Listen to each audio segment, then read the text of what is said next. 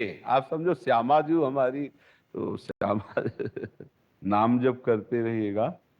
और सहनशीलता ये हमको ऊपर उठाती है। मतलब जो हम दुख में फंसते हैं तो सहनशील ना होने के कारण, तो हमें सहनशील बनना होगा। कैसी भी परिस्थिति आवे हमको विवेक से काम करना होगा, उसमें डूबना नहीं है। हम लोग क्या है कि इतना ममत्व में फंसे हुए हैं कि हमारा शरीर से जो भी संबंध रखने वाले हैं, तो ये हम भूल जाते हैं कि इस लोक का नाम मृत्यु लोक है। यहाँ कभी भी किसी भी समय किसी को भी बिछुड़ना हो सकता है। तो हमको पहले से तैयारी रखें कि इसका नाम ही मृत्यु लोक है। कुछ पता नहीं कब कहाँ कैसे कौन कब बिछुड़ जाए, इसका कोई पता नहीं। नाम जप करते हुए धैर्यशाली रहे। अगर आप विवेक से काम नहीं लेंगे तो टूट जाएंगे, फिर आपको भगवान में भी अश्रद्धा हो जाएगी। अभी कई ऐसे उदाहरण हमारे सामने आए। वो बोले भगवान प्रसन्न।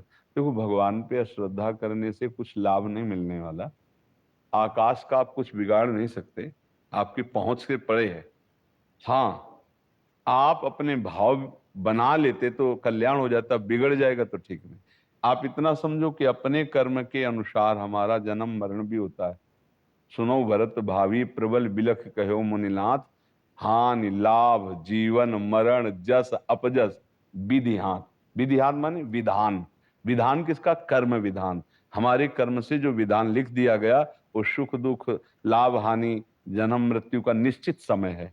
हम नाम जप करें और धैर्यवान बने, और एक एक कदम बहुत सोच के समय, हमसे कोई पाप न बन जाए, हमसे किसी को दुख ना मिले। अगर हम इस वृत्ति से चलेंगे तो हमें कोई दुख देगा, हम सह लेंगे, तो हमारे सारे पाप नष्ट होते चले जाएंगे और हम आनंद में हो जाएंगे। घर गृहस्थी में अगर सहनशीलता न रहे तो फिर बिगड़ जाता है ना। आप असंतुष्ट हो गए या आप असंतुष्ट हो गए तो गृहस्थी ही क्या। तो अगर सहनशील हैं तो एक दूसरे की त्रुटियों को क्षमा करते हुए प्यार से अगर जीवन चले ना, देखो कई कई वर्ष बाद जब भी आप सुनते हैं ना संबंध विच्छेद के भाव, तो लगता है क्या स्थिति है। कभी ये संबंध विच्छेद शब्द हमने तो सुना ही नहीं था, ये अब चले हैं ज्यादातर। हाँ, तो इसलिए जीवन भर जिस पति को मित्र रूप में प्राण पति के रूप में स्वीकार किया, हम हर सब कुछ सहेंगे, पर उनसे हमारे संबंध में फर्क नहीं पड़ना चाहिए।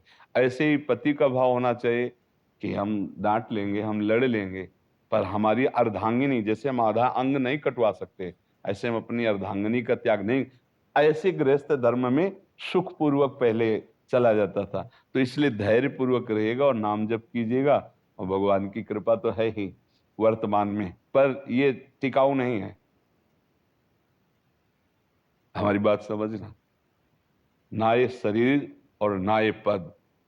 पीछे भी कुछ थे आप पीछे जन्म में, आपको पता नहीं है। जैसे माँ के गर्भ में थे, आपको अभी पता नहीं, इसी जन्म की बात है। ऐसे पीछे जन्म में भी आपका परिवार था, पीछे जन्म में भी आप वैभव, जैसे उसकी याद नहीं ऐसे इसकी याद नहीं आएगी। फिर आगे यात्रा हमारी कहाँ होगी, बस ये अगर दिमाग में आप रखेंगे तो सब काम बन जाएगा। यहां से जाना है आज नहीं तो कल जाना है, ये पक्की बात है।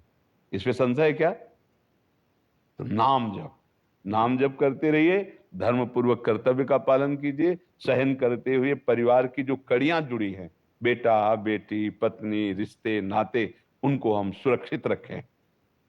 हम भगवान का भजन करके उन संबंध की कड़ियों को सुरक्षित रखें, कि जैसे एक अपनी बगीचे को लगाए हुए को हरा भरा फला फूला देखना चाहता है, तो माली प्रयासरत रहता है।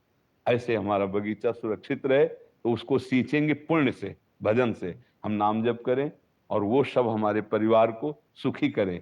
नाम जप से बहुत लाभ प्राप्त होता है, इसलिए राधा राधा राधा नाम जप करते रहे।